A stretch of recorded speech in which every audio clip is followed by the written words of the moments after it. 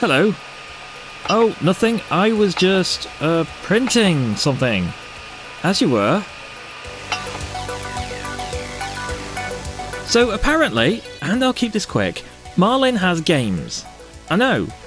I believe you have to have a certain type of graphical display with encoder to allow this to work properly, but it works on the Ender 3 display, so that's a lot of you out there who have a 3 or a 3 Pro. Of course, to unlock this you have to be compiling your own Marlin build, and I believe it's only a Marlin 2 feature. But if you satisfy both those criteria, just open your config advanced file, which you'll be very aware of the existence of, and search for the word frivolous. If you can't spell it, just search games. You just need to comment these out and compile as usual.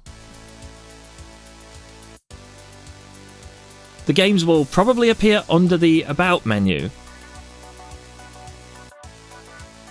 Now here's the bad news. I don't know if your board will have enough memory to work with all 3 games, but if you've upgraded your printer to an SKR3 like I did in the last episode, I don't know if you watched it, then you'll have loads of room and you can add all the games at the same time. And you also have enough processing power to play games while printing. I'll be honest, I don't think it's enough reason to upgrade. There are better reasons.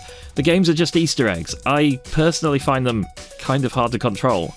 Also, a fun extra bonus fact for those of you who haven't tuned out yet, there is a 4th mystery game called Maze.